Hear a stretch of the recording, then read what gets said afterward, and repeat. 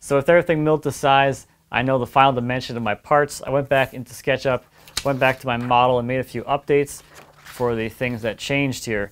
So in my model I had the posts at 5 by 5, but in reality here they're at 4.5 by 4.5. So I made that change in here, which of course means that in order to keep that mattress opening the same, the headboard and footboard, the walnut needs to lengthen by 1 inch to make up that difference. So that was one of the changes. The other thing is I kind of mess around with the height of the posts.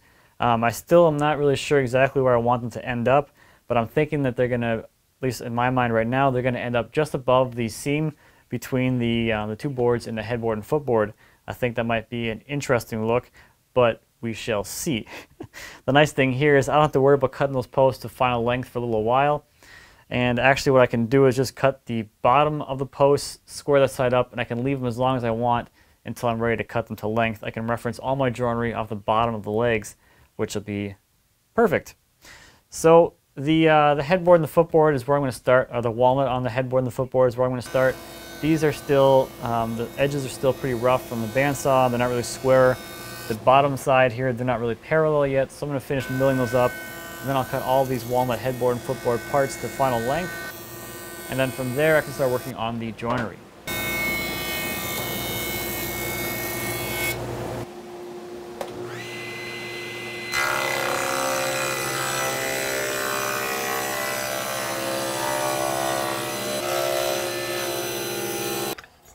So I haven't made a new crosscut sled yet for this table saw, so we're going to do the whole poor man's crosscut sled. Well, I guess technically it's a miter gauge. It's not really a sled at all, but you get the idea. So to keep the book match aligned and to make sure I only remove as much material as I need to just to square this up, I'm going to make a mark with a knife just to give me a cut line, and because I want to preserve as much of the crotch figure as possible.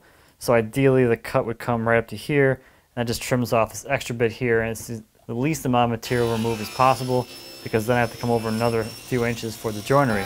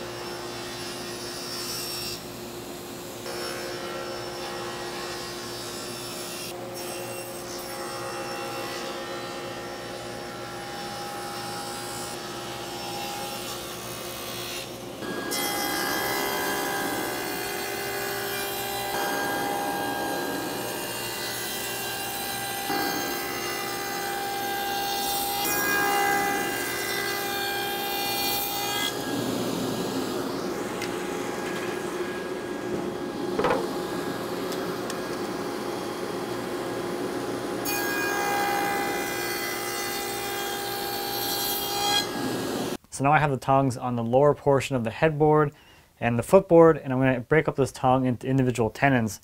And I think I'm going to break it up into 3 individual tenons, 1, 2, and 3, and that'll be the joinery that joins the walnut to the maple legs.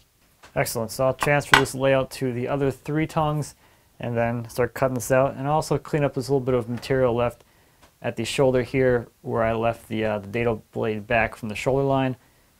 I like to use the crosscut blade first and then just clear out the waste of the dado stack, because my crosscut blade I know gives me a really clean cut and my dado blade might not. That's really about it. So this cleans up pretty quickly with a chisel, and then the rest can just get sawed out and move on to cut the mortises in the legs.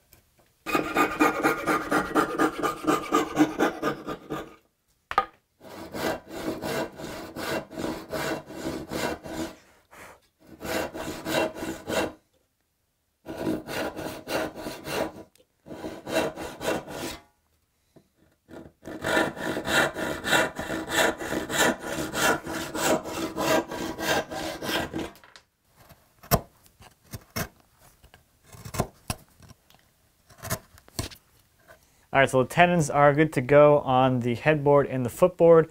At this point, I'm going to start working on the legs. I'm going to start by cutting them to length.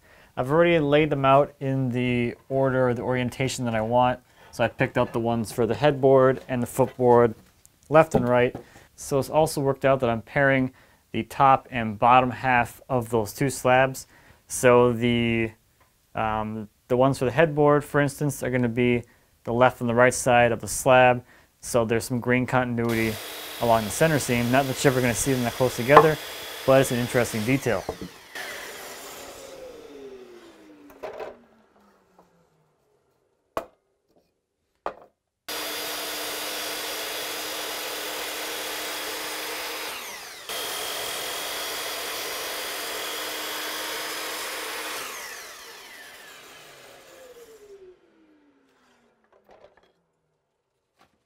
So now I can start laying out the mortises. So I have my two headboard posts here. I've arranged them so this is the front side, so this is the inside where the joinery is going to go. And I'm just going to make a quick couple of marks here so I know which way the headboard is going to angle, so I don't cut these in the wrong direction. So it's going to angle back. So I'll put some marks here so I know, and I can flip this forward. This will be my working face. So now I'm going to start laying out the mortises. I've cut this piece of MDF at the table saw at 5 degrees. This is going to be a bit of a guide for my router to cut those mortises. And the first thing I want to do is find out where the headboard and footboard are going to start. This is the headboard side, and I want the start of the headboard to be 11.5 inches off the floor. And it's going to be flush with the front side to start with. So if I measure up 11.5, it's going to start there. So I have this offcut from making that headboard. I can put that on here. I can kind of see how it's going to line up. I can put this on here if I want, and I can sort of arrange it like that. So that's basically how the headboard is going to come out of this post. So with my piece in position, I'm going to mark the center point of this so I can kind of get an idea of where that mortise is going to go. So right here. So now I'm just going to mark this out just so I have a really good idea of where this is going to go. So I'll just outline it real quick. And I can kind of go from there. So I'm going to cut these mortises with the router, with a guide bushing and a 1/2 inch spiral bit, and that's going to ride against the edge of my angle template thing. So I know that my bit is a 1/2 inch, so the radius is a 1/4 inch, and then the offset between the outside of the bit and the outside of the guide bushing is 3/16. So to start the layout, I can start with the center line of the mortise. This is the radius of the bit or the outside of the mortise, so on this side here this will be a 1/2 inch wide. And then the 3/16 offset from the edge of the bit to the edge of the guide bushing is right here. So this is where I need to put my template. This thing. So now to figure out how to get this thing aligned, I can put a square on here and I can put it up against the bottom here, and that's going to get it into alignment. And all I have to do is slide it in and out until I'm on my little line there, which is right here. And the last bit of the layout is to transfer the tenon locations so I know where to start and stop those. I'm also going to add this offcut from when I cut this.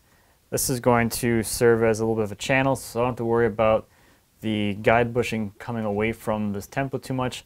I'm going to set it away from here just enough so that there is a little bit of clearance back and forth. So I'm still going to keep it against here, but this also helps to keep it from tipping off, and just generally it should help. So I'm just going to temporarily just super glue this down. A few little drops in a couple places here. That might be a whole lot, we'll see.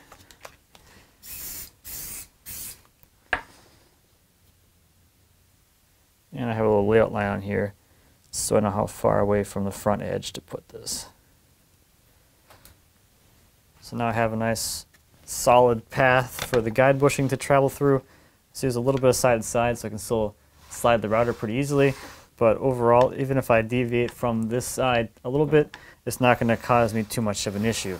So the first step is going to be to create a groove a 1/2 inch deep that runs the full length of the tenon area to create that mortise for the stub tenon and the actual tenons, and then I'll come back and start plunging down at the individual tenon locations to bring those mortises down to 2 inches deep.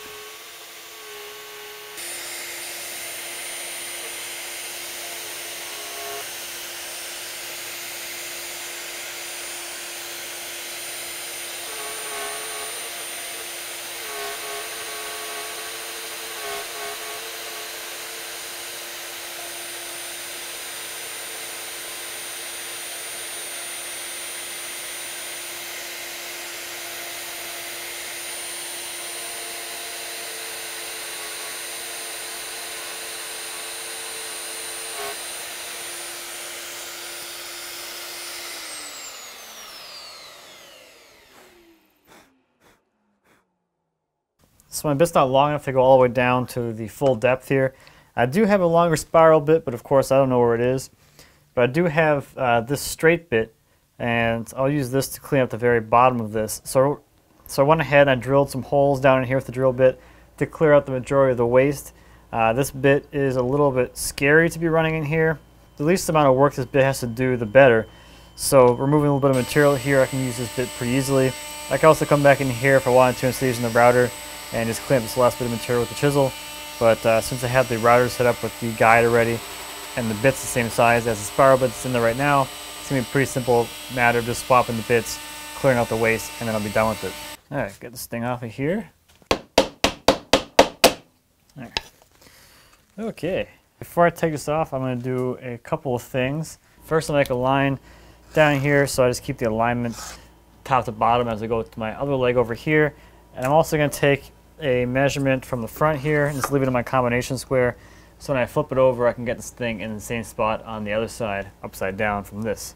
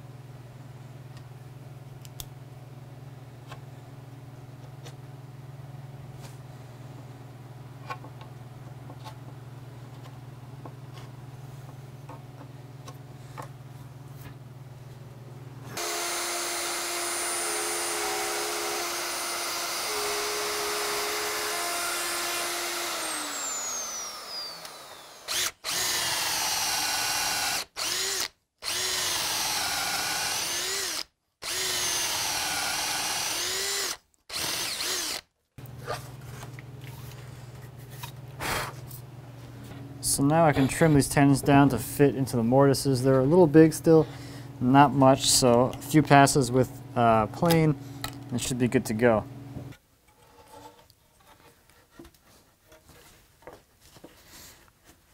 That's pretty good. I could probably do a little bit of tune up later, but that is fitting nicely. So now I'll get the other side to fit, and then the joinery on the headboard will be done.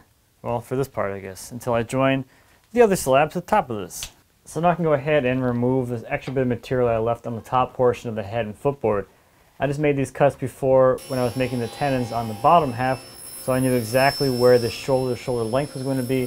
So the shoulder cuts that are on here right now are only there to give me the exact length that I need to cut the upper sections to, so that they'll fit exactly between the posts. So I'm going to gradually sneak up on the line here, and I'll probably clean this up, that final little bit of material at the bench, with a hand plane.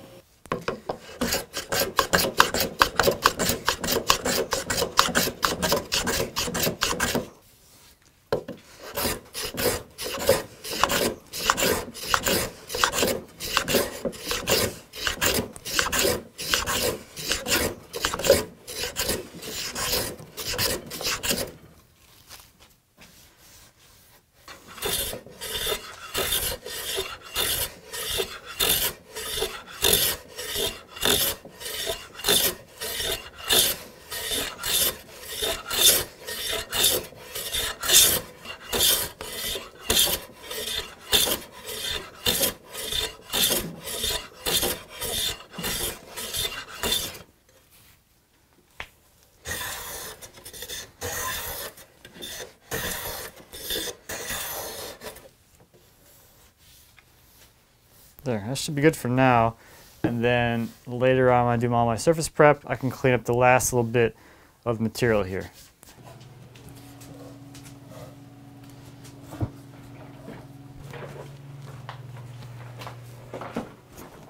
So there we go, there's the basic headboard and footboard joinery.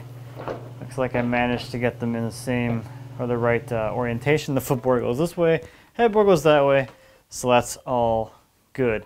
So I think the last thing I'm going to do is to get the top edges of the headboard and the footboard, these boards, beveled so that they can be joined to the top half, so that when these two things come together, they're going to be at a 5-degree angle, which means I need to put a 2.5-degree angle on both boards. So I think normally I'd probably do this at the table saw, but I think I'm going to try the jointer for this. I've honestly never used a jointer to do anything other than 90-degree cuts, so I think this could be a good time to try that out. The other nice thing here is, like, traditionally, like if you do it on a table saw, for instance, you would be referencing off the other edge, while the top edge of these pieces are going to be, the top edge of the top pieces are live edge, so there's nothing to really reference off of. They're not necessarily parallel, so there can't be any reference besides the edge itself to make this cut.